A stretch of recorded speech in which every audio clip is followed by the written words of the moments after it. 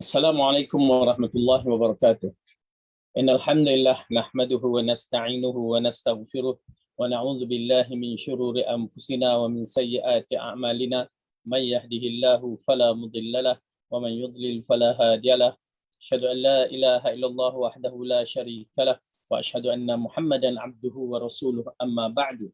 Fa inna khairal kalami kalamullah wa khairal huda huda Muhammadin sallallahu alaihi wasallam. Syarrul umuri muhdatsatuha wa kullu muhdatsatin bid'ah wa kullu bid'atin dhalalah wa kullu dhalalatin finnar. Alhamdulillah, pertama kita merapatkan syukur kita kepada Allah Subhanahu wa taala yang masih lagi menghidupkan kita, yang memberikan kita kekuatan dan kesihatan untuk bersama-sama di dalam majlis ilmu, dan kita mengharapkan majlis yang begini Allah berikan kita ilmu yang bermanfaat. Seterusnya Allah memberikan kita istiqamah untuk terus beramal. Dan yang paling penting kita mengharapkan Allah terima amalan kita dan memberatkan timbangan kita di mahsyar nanti, di syurga, di mizan hasanah kita nanti, dan menyebabkan kita dipermudahkan bagi kita untuk dimasukkan ke dalam syurga. Oleh kerana itu, tidak ada, setengah ulama mengatakan tidak ada satu amalan yang terbaik selepas amalan-amalan fardu yang diwajibkan oleh Allah seperti kita menuntut ilmu. Oleh kerana itu, tuan-tuan dan puan-puan, menuntut ilmu ini pertama ilmu fardu ain, talibul ilmi fardhatun ala kulli muslim. Ya, menuntut ilmu itu adalah wajib bagi tiap-tiap orang muslim, lelaki dan perempuan. Apa dia? Ilmu fardu ain. Ya, kerana apa? Ya ayyuhalladzina amanu taqullaha haqqa tuqatih wa la tamutunna illa wa antum muslimun. Wahai orang yang beriman, takutlah kamu kepada Allah dengan sebenar-benar takut, dan janganlah kamu mati melainkan kamu mati dalam keadaan sebagai seorang Islam. Okay? Jadi oleh kerana itu kita mengenal pencipta kita adalah fardu ain, dan ianya merupakan kewajipan. Fardu kifayah tuan-tuan dan puan-puan dah settle dah, insya-Allah. Bidang yang tuan-tuan dan puan-puan terjun itu selagi tidak melanggar syarak merupakan fardu kifayah, yang mana tuan-tuan dan puan-puan dah memang dapat pahala-pahala yang besar. Tetapi ingat, fardu ain mesti kita settlekan, terutamanya dalam masalah akidah. Ya, dalam masalah akidah mesti mengikut cara Rasulullah sallallahu alaihi wasallam. Masalah akidah, masalah ibadah tak boleh dilepaskan.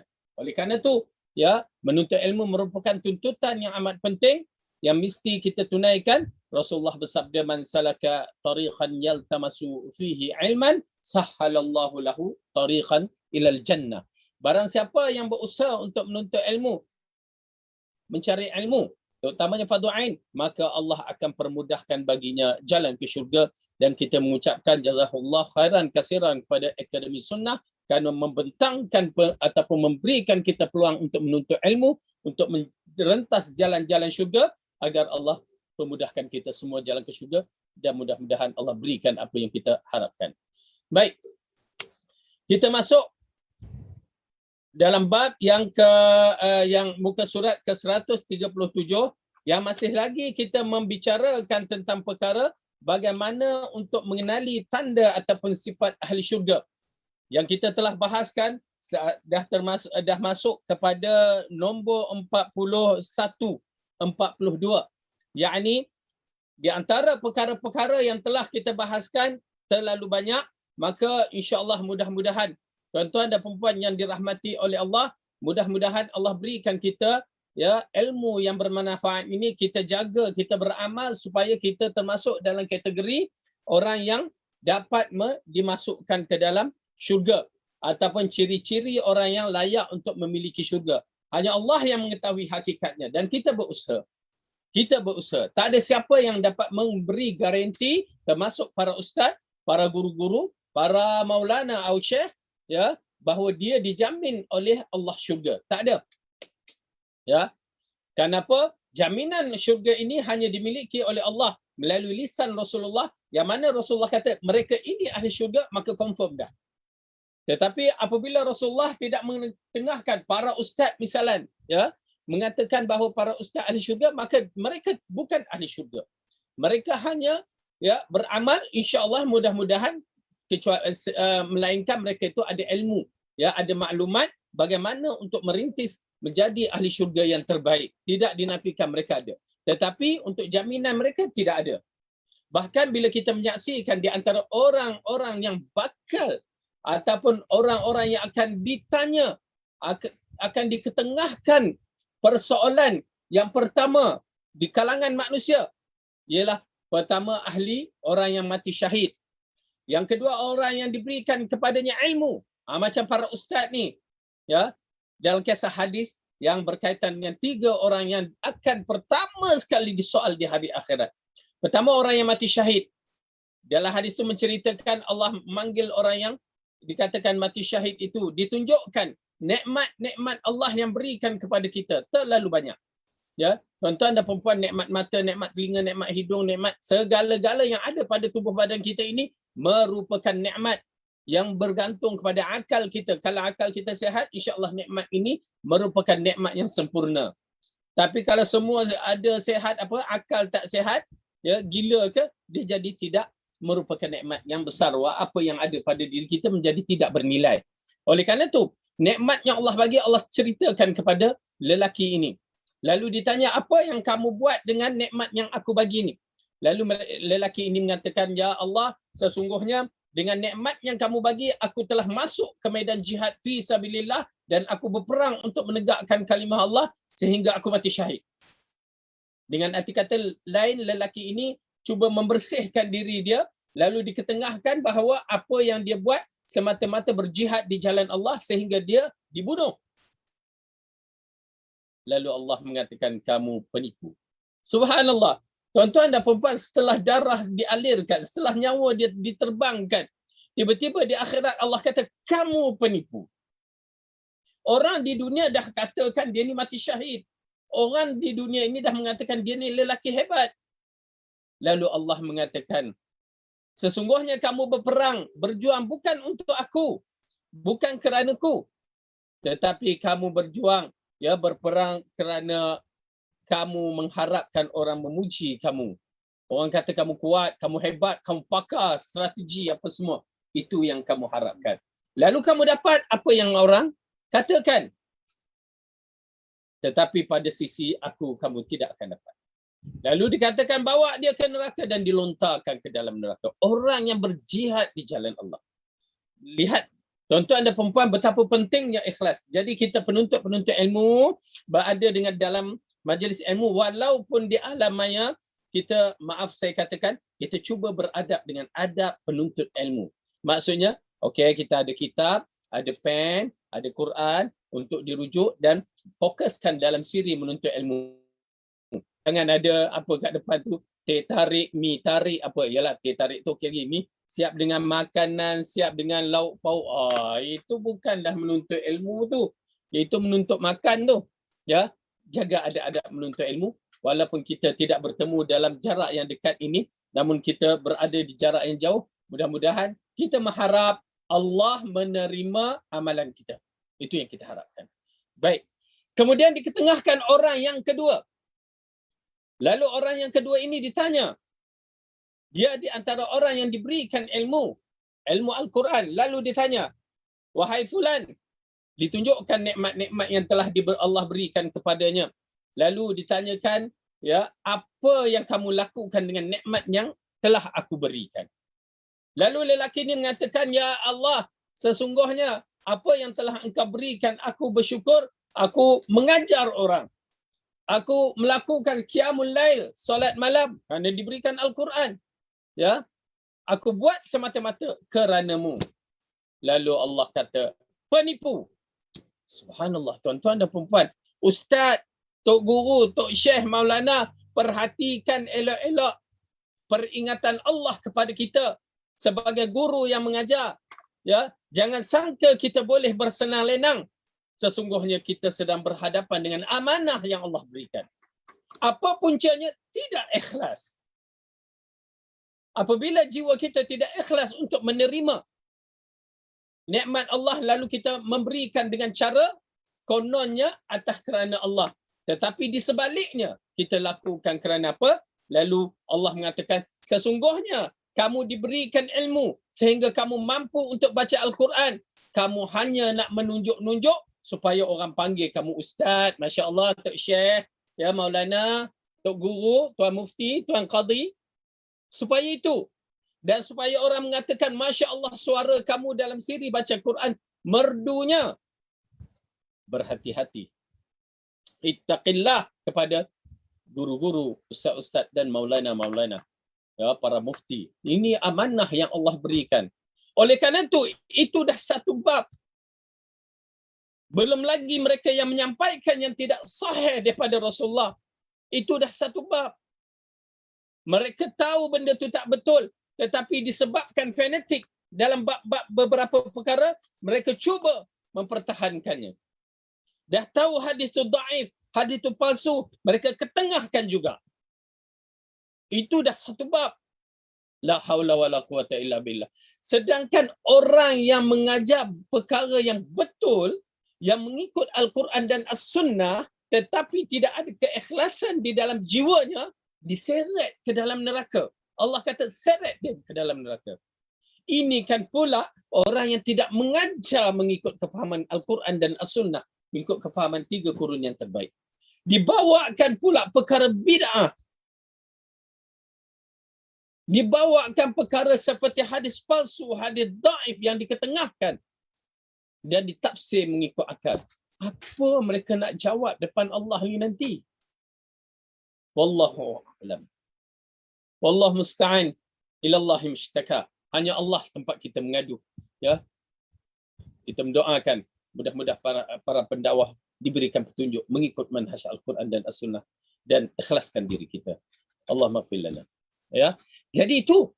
Yang ketiga pula, orang yang diberikan harta lalu dikatakan kepadanya setelah ditunjukkan nikmat-nikmatnya, nikmat-nikmat Allah kepadanya, lalu dikatakan, apa yang kamu telah lakukan dengan harta yang telah aku berikan?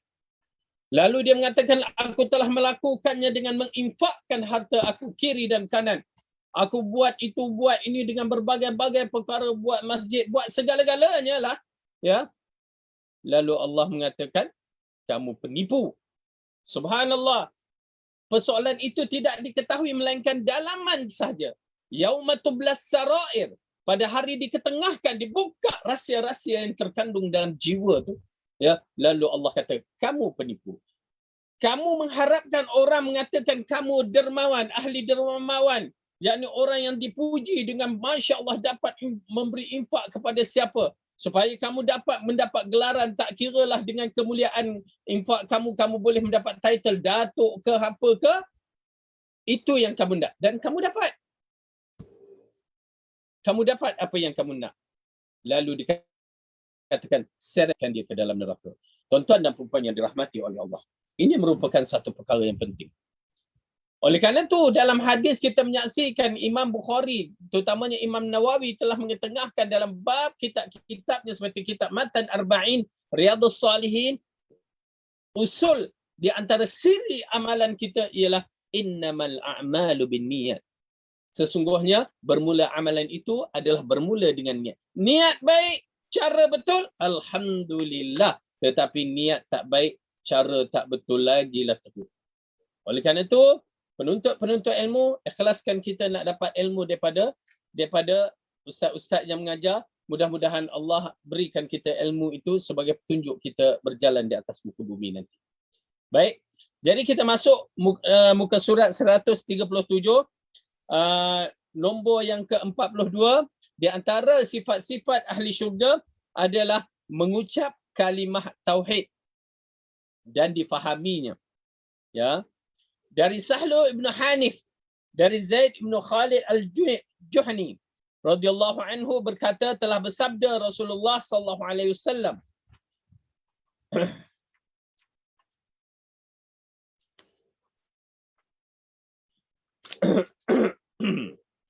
Basyirun nas, khabarkan khabar gembira kepada manusia.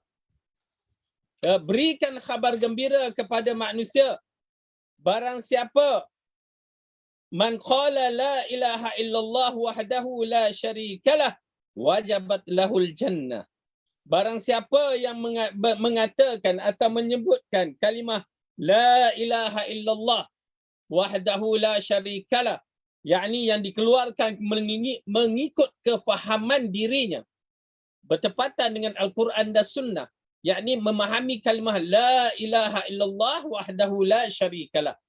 Maksudnya tiada Tuhan yang berhak disembah dengan sebenar-benarnya, diabdikan dengan sebenar-benarnya, melainkan Allah, tiada sekutu baginya, maka baginya syurga. Hadis sahih yang diriwayatkan oleh Nasa'i. Tuan-tuan dan puan yang dirahmati oleh Allah Subhanahu Wa Taala, kalimah ini siapa-siapa pun boleh sebut la ilaha illallah wahdahu la syarikalah. Kita tahu Abu Lahab boleh sebut, Abu Jahal boleh sebut, ya, Abu Talib boleh sebut, kerana ini adalah kalimah yang disebut oleh lidah mereka. Kalimah bahasa Arab. Kalau kita menyaksikan juga begitu Abdullah ibnu Ubay ibnu Salul, ketua munafik, boleh menyebutnya, tidak mudah, tidak susah bagi mereka, kerana ini bahasa mereka. Tetapi kalau mereka sebut, adakah mereka faham apa yang dikehendakinya? Tapi sayang, mereka tak. Macam Abdullah, Abu Jahal dan Abu Lahab, mereka tak mau sebut. Atau Abu Talib, di hari kematian dia pun tak mau sebut. Sedangkan kita, Masya Allah, kita sebut la ilaha illallah, ya, sampai siap yang setengah tu la ilaha illallah, la ilaha illallah, macam itu sekali, ya. Sedangkan tak perlu memadai la ilaha illallah dengan tasbih yang betul, cara yang betul, ya. Bahkan kalau kita tengok, kadang-kadang burung tiung pun boleh sebut la ilaha illallah, ya, burung tiung pun boleh sebut. Saya bertemu dengan orang Cina yang tidak Islam tu pun menyebut la ilaha illallah. Kalimah clear disebutnya. Ya. Tetapi yang menjadi masalahnya, adakah kalimah-kalimah yang begini memainkan peranan pembentukan jiwa kita, berpegang dalam akidah kita, keyakinan, kepercayaan kita. La ilaha illallah, tidak ada Tuhan yang berhak diabdikan. Bukan sekadar disembah. Kalau konsep disembah tu, kadang-kadang kita tengok sembahyang je. Tetapi diabdikan dalam hidup kita. Ya. Diabdikan dalam perjalanan kehidupan kita harian. Inna salati wa nusuki wa mahyaya wa mamati lillahi rabbil alamin.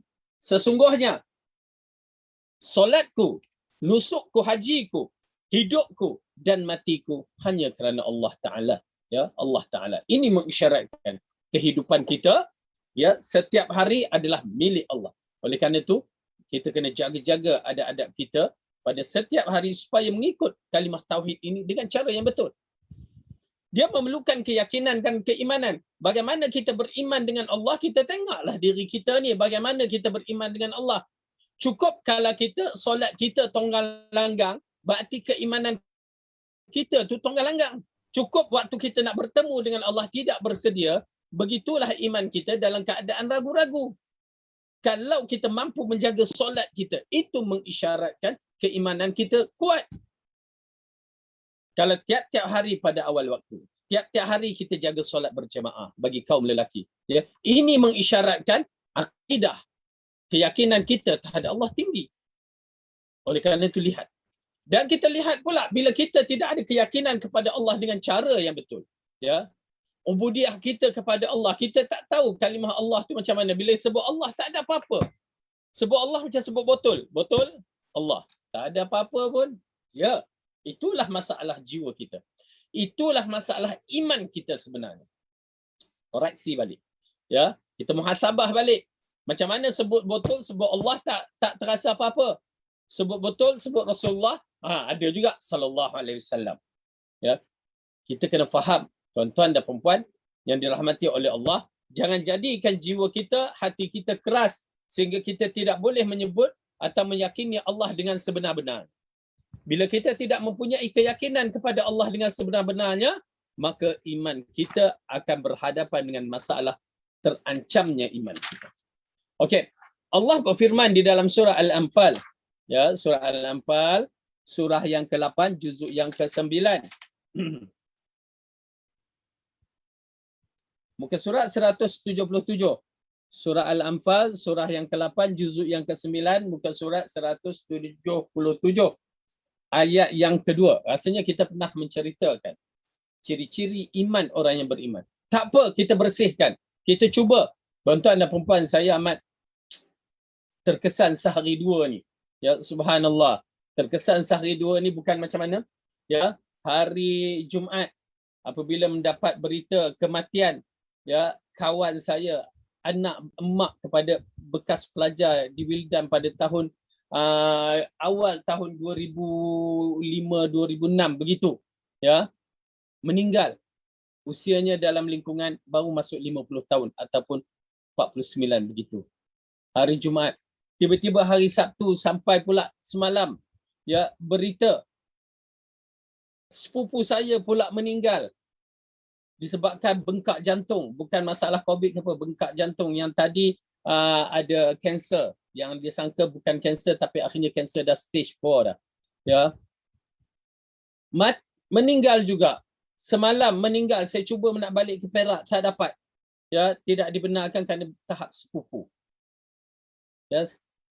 Dan pada hari ini sampai pula berita pelajar kita, Allah, ya tuan-tuan dan puan, kita ada pelajar anak orang asli satu ketika dahulu, alhamdulillah kita didik, ya, dah berkahwin, anak dia baru 2 bulan, 2 atau 3 bulan, ya, lahir mati tersedak susu.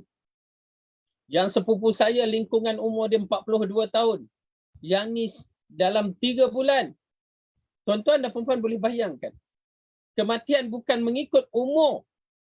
Kematian itu mengikut ketetapan Ar-Rahman, ketetapan yang Allah tetapkan. Dan bukan ketetapan mengikut penyakit sakit yang ada sekarang ni. Kalau ikutkan COVID yang berselerakkan pada hari ini.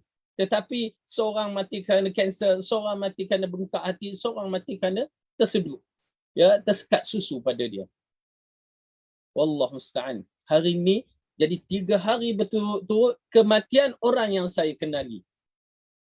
Kita ada orang yang sampai umur 60, 70 tak mati. Walaupun dah sakit macam mana, tak mati lagi. Bukan kita nak mati, nak menceritakan ajal akan datang bila masa pada diri kita. Berhati-hati. Siapkan saja. Memang di dalam hadis Rasulullah SAW mengatakan kebanyakan umat aku, ya, kebanyakan umat aku yang mati umurnya 60 ke 70, sedikit sangat yang melepas ini. Betul. Tetapi tidak menafikan orang-orang yang sebelum itu akan mati juga. Orang yang kecil, macam tadi, umur baru 2-3 bulan. Semalam, pangkat sepupu yang umurnya 40, awal 40-an. Yang sebelum tu pula, pangkat kawan, ya, umur yang mana masuk ke 50-an. Jadi ke manakah kita pada hari ini? Ya. Alhamdulillah. Jadi oleh kerana itu, tuan-tuan dan puan, kita cuba bersihkan jiwa kita, muhasabah balik bagaimana kedudukan iman kita. Jadi ayat yang pertama yang saya nak bacakan di sini, ayat dalam surah Al-Anfal nombor 2. Ada? Dah buka dah semua? Muka surat 177, juzuk ke-9, surah yang ke-8. A'udzu billahi minasyaitonir rajim. Innamal mu'minuna alladhina idza dzukirallahu wajilat qulubuhum wa idza tuliyat 'alaihim ayatuhu zadatuhum imana wa 'ala rabbihim yatawakkalun.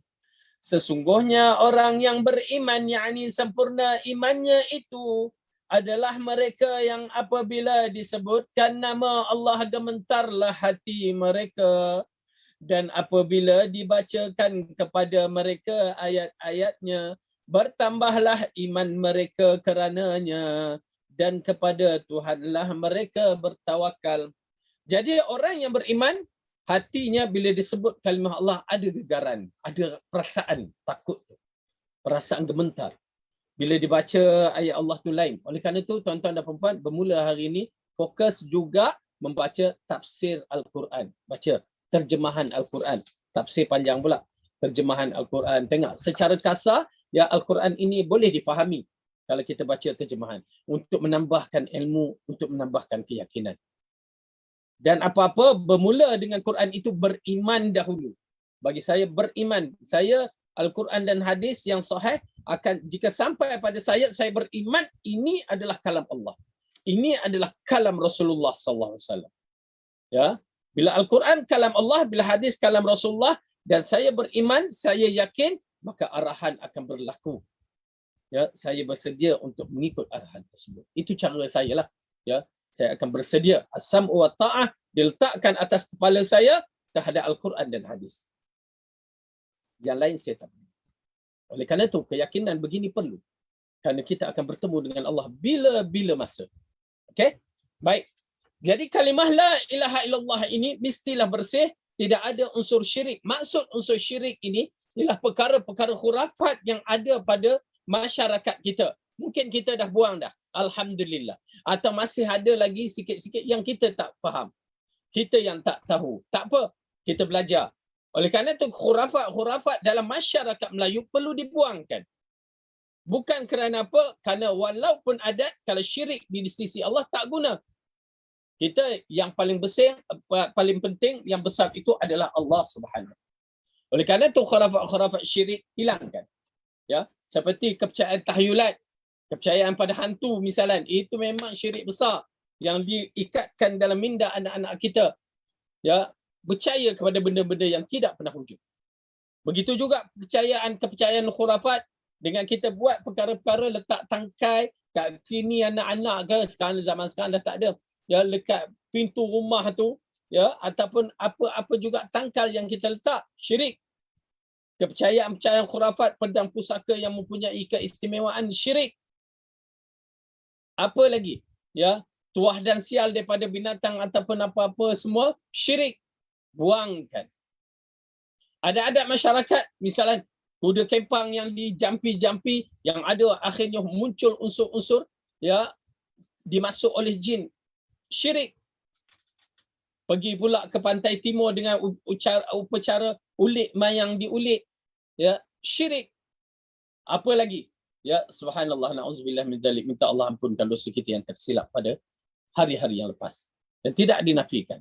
Ya, saya dulu pun memang di zaman kecil-kecil dulu yang kita tak faham, ikut tok nenek kita pergi kenduri kendara dengan upacara yang begitu, na'udzubillah.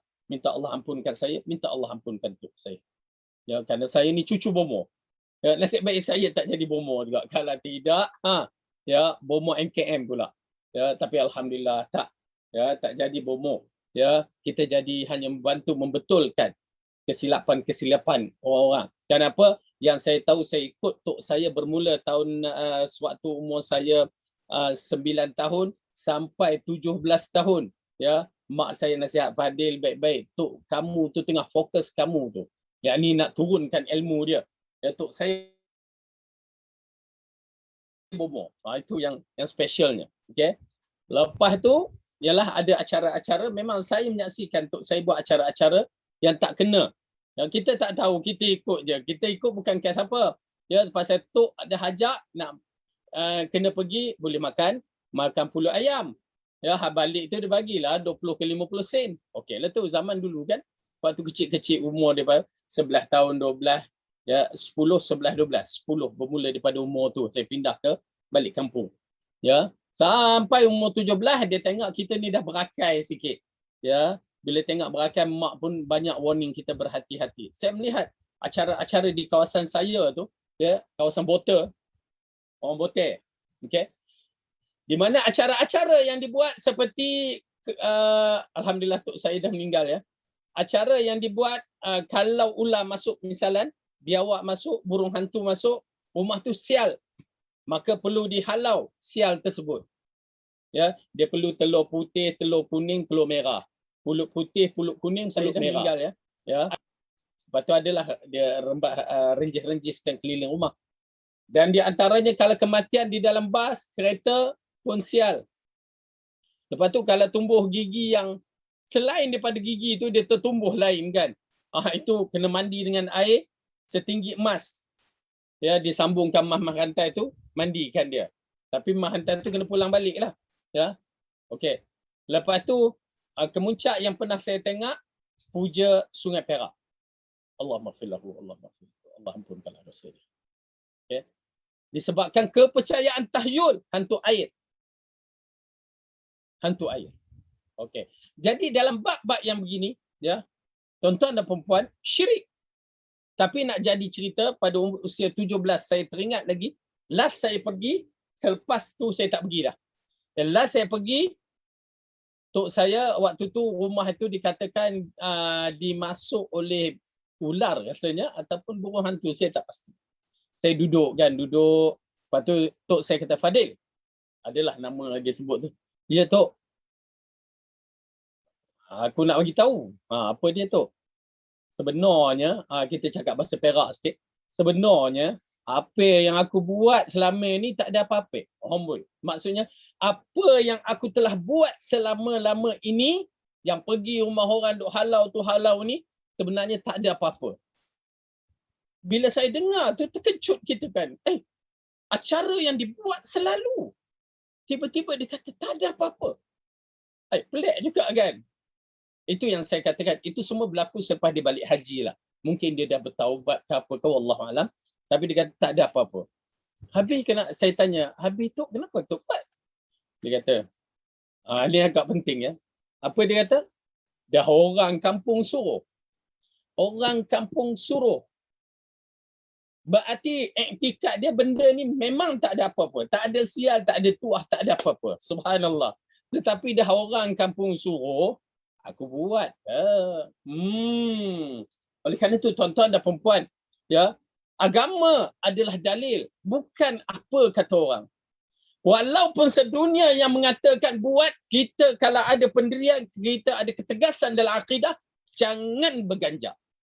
Jadi seperti kita ini Ashabul Yasin. Ya.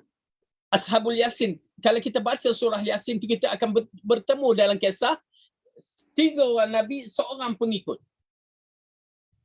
Seorang pengikut ini berdiri tegas. Ya. Seorang pengikut ini mengatakan, kenapa kamu membenci 3 orang Rasul yang diutuskan tanpa minta apa-apa? Dia adalah utusan Allah. Wa ma liya la a'budu alladhi fatarani wa ilaihi turja'un. Bagaimana aku wa ma liya la a'budu, aku tidak menyembah Tuhan yang telah menjadikan aku dan kepadanya aku akan kembali. Dia seorang saja yang beriman dengan 3 nabi dan akhirnya dalam kisah tu dia mati, kena hijab, dibunuh. Akhirnya dia mengatakan, ya laita qaumi ya'lamun bima ghafara li rabbi wa ja'alani minal muttaqin. Macam mana ayat tu? Kita tengok surah Yasin. Ya laita qaumi ya'lamun bima ghafara li rabbi wa ja'alni minal. Okey, ni dah.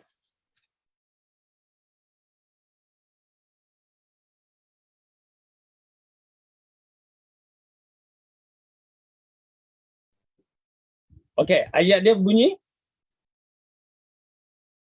dalam surah Yasin, inni amantu bi rabbikum fasma'un qila dukhulil jannah qala ya laita qaumi ya'lamun bima ghafara li rabbi wa ja'alani minal mukramin.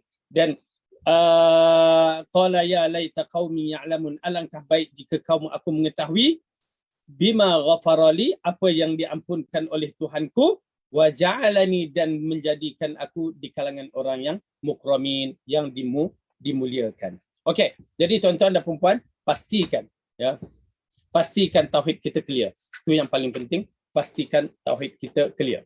Kemudian nombor 43, mayat yang mendapat pujian. Okey, mayat yang mendapatkan pujian ini adalah mayat yang disebutkan oleh orang-orang yang berada di luar sana, di kiri kanan dia, yang tak berbicara melainkan berbicara mengikut apa yang dikeluarkan dari hati mereka. Okey, bukan mayat yang mendapat pujian bagi orang yang melakukan solat lepas tu dikatakan apa nak kata atas mayat ni baik, bukan. Itu bukan. Itu hanya perkataan yang direka, yang tidak keluar daripada hati sanubari. Ya, jadi perkataan itu tidak ada kena mengena. Tetapi perkataan yang dimaksudkan ini ialah perkataan yang keluar daripada hati orang yang bersembang. Kalau orang yang bersembang itu baik, maka baiklah. Kalau orang yang bersembang itu kata tak baik, tak baiklah. Ini berdalilkan hadis dari Anas bin Malik radhiyallahu anhu.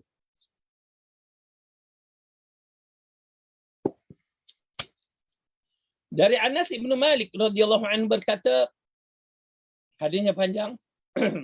Kita baca terjemahannya.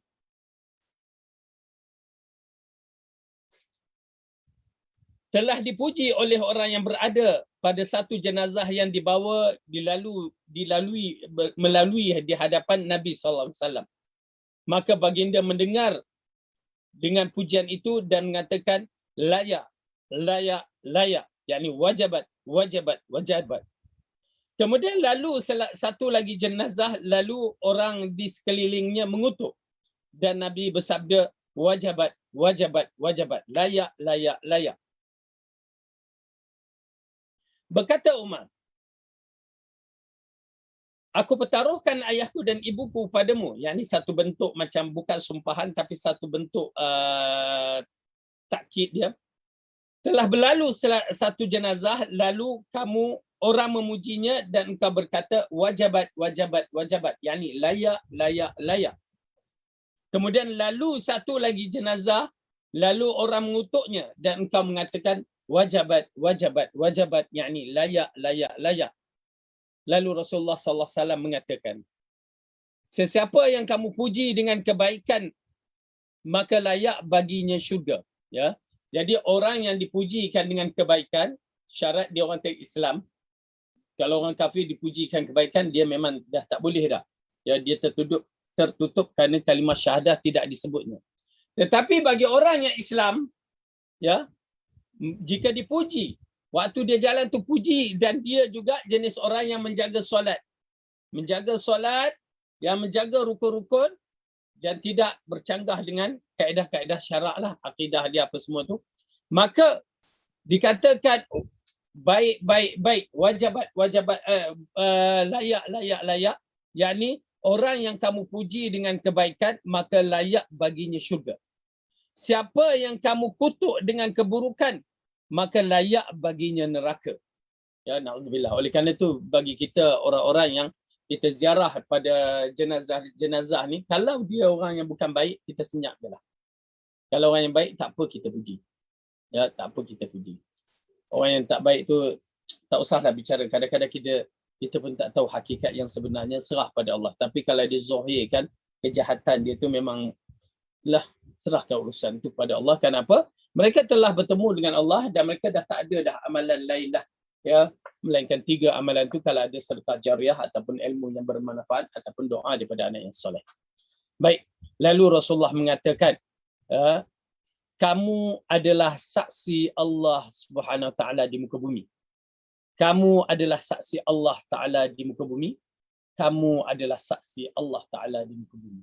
Ya, subhanallah. Tuan-tuan dan puan-puan, oleh kerana itu amat penting kita ketahui, ya, bahawa yang dimaksudkan orang yang baik ini yang mendapat pujian ataupun yang layak untuk ahli syurga adalah perkataan orang-orang yang di kiri kanannya. Bukan waktu lepas solat jenazah tu, apa kita nak kata mayat ni baik, semua yang direct solat tu semua kata baik.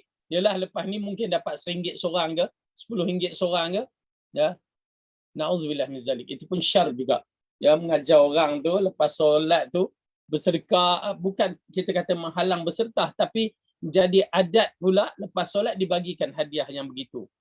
Sampai pelajar-pelajar, ya, di pondok-pondok tu kalau boleh nak tiap-tiap minggu ada orang mati, dapat duit. Dan auzubillah. Kalau dia tak baik, kita kata baik, kita penipu di sisi Allah. Dia tak pernah pergi solat, tak pernah pergi masjid, tak pernah menzahirkan dirinya kepada khalayak ramai dengan kebaikan, ya, dengan masyhur tidak solat, tidak pergi masjid, dia lelaki, tiba-tiba nak kata dia baik. Na'udzubillah, kita tipu pada Allah.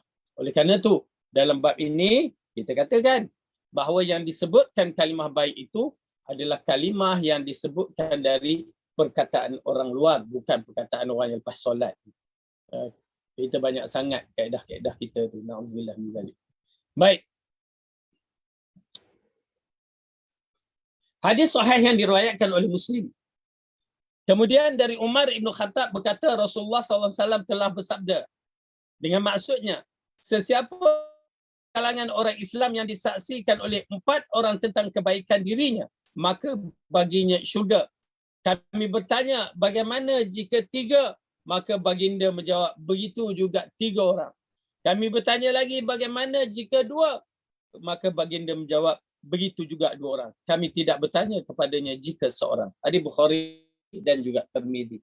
Maksudnya, siapa di kalangan orang Muslim yang memujinya dengan kebaikan, orang tu baik, memang baik. Terutamanya orang Muslim yang bertakwa, yang tahap maksudnya bukan ahli maasi. Orang yang banyak buat maksiat tak, tetapi dia adalah orang Islam yang bertakwa, yang sentiasa menjaga ciri-ciri sebagai seorang yang soleh, jaga solat dia, jaga akidah dia, jaga solat, puasa apa semua tu, ya, kewarakan dia, maka itu yang dikatakan bagaimana siapa di kalangan orang Islam yang disaksikan oleh 4 orang tentang kebaikan dirinya, maka baginya syurga. 4 orang. 4 orang berarti tak banyak. Oleh kerana itu tuan-tuan dan puan-puan, berkawanlah dengan kawan orang yang soleh. Kemudian sahabat bertanya, kalau 3 orang yang menjadi saksi itu, maka begitu juga 3 orang. Yang ini adalah layak baginya syurga. Lepas tu sahabat bertanya lagi. Ya, penting sahabat bertanya menyebabkan kita ketahui cukup kalau ada 2 orang yang baik yang soleh memujinya, mengisyaratkan dia ini adalah sifat ahli syurga. Dan kami tidak bertanya yang kalau seorang. Baik. Jadi oleh kerana itu sifat di antara sifat ahli syurga ini adalah mayat dipuji oleh orang-orang yang beriman. Amin.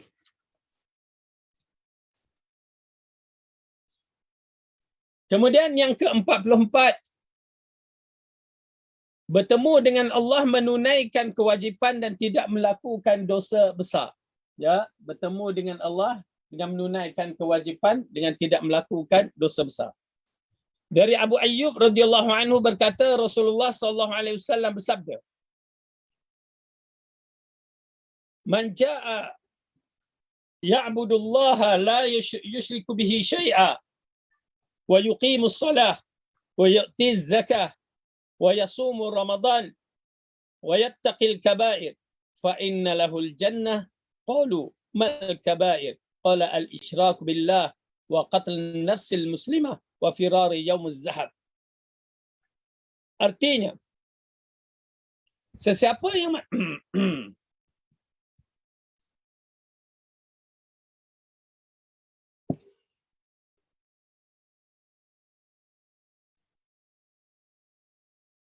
sesiapa yang mati dalam menyembah Allah dan tidak mensyirikkannya, melakukan solat, menunaikan zakat, berpuasa di bulan Ramadan dan menjauhkan dosa besar, baginya syurga.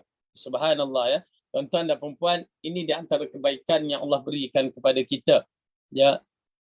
Subhanallah. Allah nak berikan, bukan susah pun, hanya melakukan solat, beriman dengan Allah secara yang betul, lakukan puasa, lakukan solat, tunaikan zakat, lakukan puasa dan jauhkan dosa-dosa besar.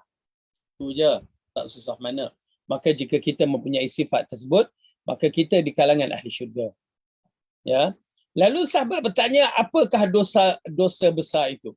Kita pelajari di antara dosa-dosa besar yang tersebut oleh Imam Az-Zahabi dalam kitab Al-Kabair yang lebih kurang 70 lebih itu.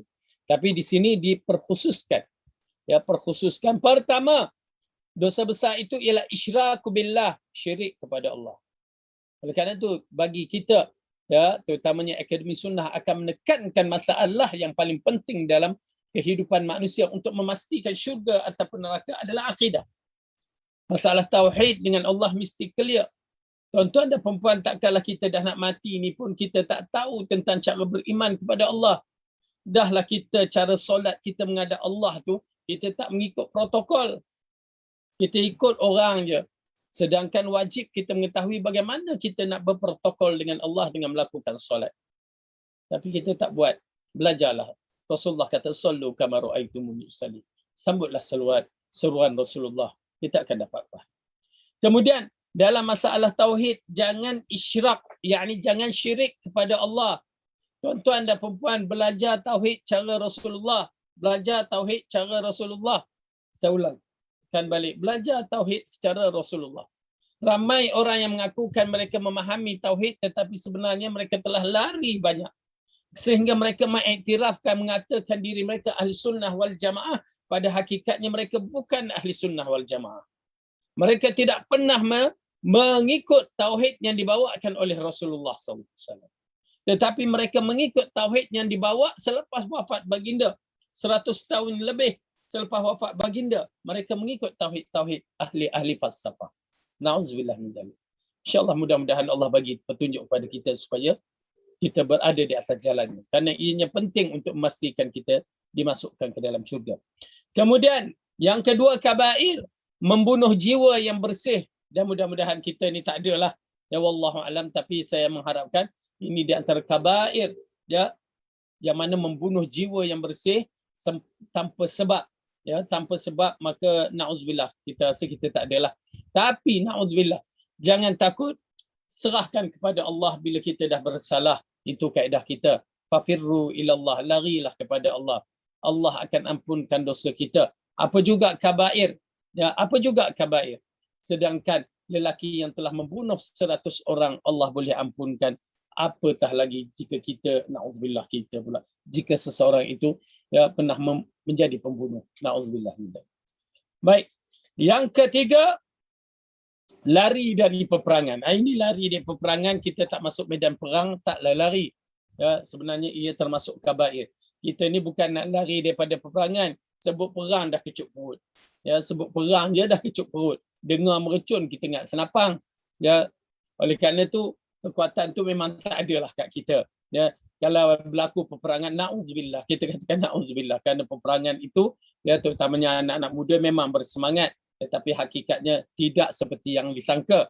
Kerana peperangan adalah satu fitnah yang besar. Kalau boleh memang kita tak nak. Ya, kalau boleh memang kita tak nak. Na'udzubillah min dzalik. Baik. Kemudian kita habiskan sedikit lagi. Yang ke-45, banyak melakukan solat dan sujud. Maksudnya banyak melakukan solat dan sujud ini bukanlah solat fardu tu kita pergi tambah-tambah nak banyak, kan? Tak. Solat fardu tu 5 tetaplah 5. Tetapi solat-solat yang lain, solat-solat sunat yang mempunyai banyak solat-solat sunat yang mesti ada dalil. Tuan-tuan dan perempuan, penting sangat. Kenapa ustaz ni sikit-sikit mesti ada dalil? Tuan-tuan dan perempuan, saya bagi tahu sungguh-sungguh bahawa kita beriman dengan Allah dan Rasul. Kita beriman dengan risalah yang Rasulullah bawa itu kerana Rasulullah membawa dari wahyu Allah. Dan Rasulullah membuat bukan mengikut hawa nafsunya. Rasulullah mengikut arahan yang Allah buat. Allah arahkan. Jadi oleh kerana itu solat yang Rasulullah buat mengikut kehendak Allah. Dan Rasulullah ketengahkan kepada kita, ya, seperti mana dalam hadis Rasulullah kata, sallu kama ra'aitumuni usalli. Sembahyanglah kamu seperti mana kamu lihat aku sembahyang. Yang mana Rasulullah benarkan kita buat, ya. Tetapi jangan kita pula mencipta solat-solat. Okey, ini solat hari Sabtu, hari Ahad, hari Isnin. Ini solat apa ya, setengah orang Syaban, solat Ramadan, solat ada jenis-jenis dia. Okay.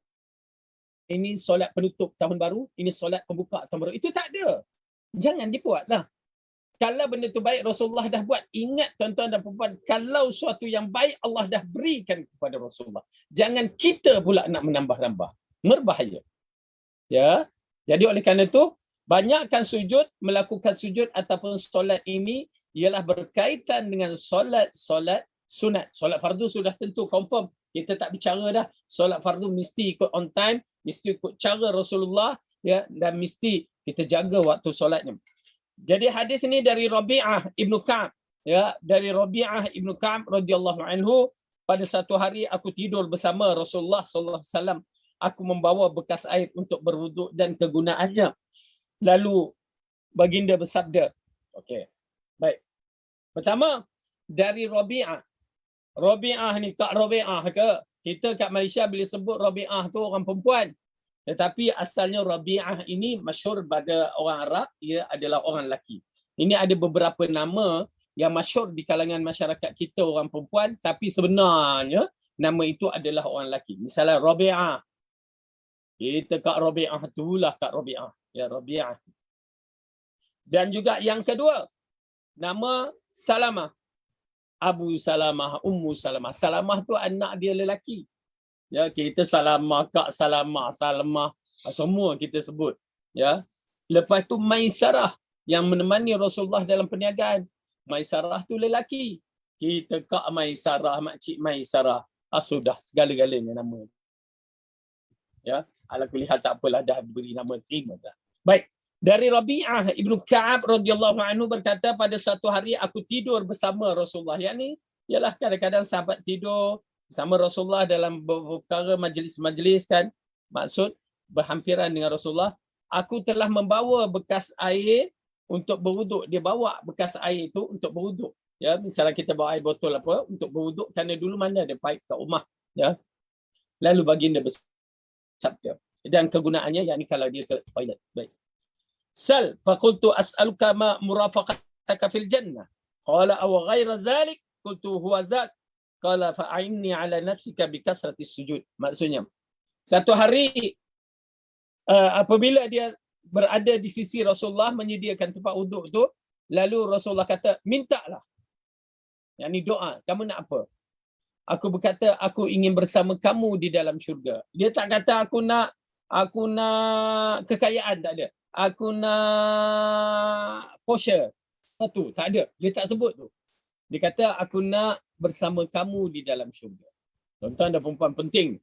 Kalau dia sebut bersama kamu, confirm dia ni di kalangan ahli jannah. Okay. Lalu baginda bertanya, adakah yang lain daripada tu? Yang lain kamu tak nak ke? Dunia ni orang berebut-rebut, kamu tak nak? Tak nak, dia kata. Ya, itu sahaja. Dia katakan, itu sahaja. Lalu baginda menjawab, a'ini, fa'a'ini, bantulah aku untukmu.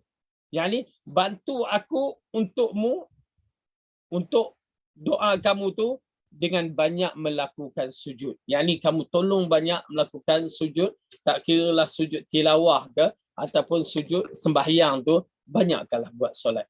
Ya, bersujud, maka itu di antara cara membantu aku berdoa kepada Allah, kamu di kalangan ahli syurga. Jadi oleh kerana itu tuan-tuan dan puan-puan, pada hadis ini mengisyaratkan kepada kita, orang yang banyak sujud itu di antara tanda-tanda kebaikan, tanda-tanda ianya akan mendapati tempat yang terbaik bersama dengan seperti Rabi'ah ini, ya, bersama Rasulullah SAW. Kita berdoa kepada Allah untuk bersama Rasulullah, lalu kita banyakkanlah sujud. Dan insya-Allah bila kita banyak sujud, maka kita tahu kedudukan sujud itu akan memberi doa, boleh berdoa, dan doanya adalah di antara doa mustajab. Ya, bila kita banyak sujud, banyak berdoa, dan tempat yang paling rapat dengan Allah di antaranya ialah waktu sujud. Dan itu tuan-tuan dan perempuan, kita kena tahu beberapa tempat-tempat doa-doa mustajab seperti waktu sujud, berdoalah. Ya, Allahumma adkhilni jannata firdausil a'la, ataupun waktu di antaranya lepas di antara azan dan iqamah. Itu amat penting. Di antara azan dan iqamah peluang itu terlalu besar untuk berdoa. Maka berdoalah. Kita dah biasa lepas solat kan. Ya, tetapi sebenarnya sebelum solat tu antara azan dan iqamah itu, ya, di antara tempat doa mustajab. Ya. Dan beberapa lagi yang perlu kita ketahuilah. Jadi insya-Allah tuan-tuan dan puan-puan, mudah-mudahan Allah berikan kita semua syurga. Mudah-mudahan Allah berikan kekuatan kita untuk istiqamah dan ikhlas kepada Allah dan teruskan beramal, dan mudah-mudahan kita mendapat amalan yang terbaik di sisinya dan menyebabkan kita dimasukkan ke dalam syurga. Maka kita mengisytiharkan lagi kepada sahabat-sahabat yang ingin melakukan korban. Jom bersama MKM, bersama-sama kita teruskan, kerana kita inginkan syurga Allah dengan korban-korban yang bakal kita lakukan ikhlas semata-mata kerana Allah. Maka kita bersama-sama untuk mengeluarkan harta kita untuk agama ini, ya, untuk kita mengabdikan diri kepada Allah. Maka MKM masih membuka ruang-ruang untuk mereka yang untuk melakukan korban. Maka bersama-samalah menghubungi, ya, saudara kita Ustaz Safwan, dan mudah-mudahan kita mendapat ganjaran pahala pada hari ini, walaupun kita tidak ke Mekah, tetapi kita masih lagi dapat meluangkan ataupun menyebarkan syiar agama yang besar ini sambil membantu orang-orang yang susah di luar sana. Dan insya-Allah mudah-mudahan Allah terima amalan baik kita, dan mudah-mudahan Allah berikan kemantapan ilmu kita dan memudahkan kita ke dalam syurga. Wallahu a'lam bissawab. Yang baik daripada Allah, salah dan silap dari saya sendiri. Aqulu qawli hadza wa astaghfirullah li wa lakum. Wassalamualaikum warahmatullahi wabarakatuh. Subhanallah.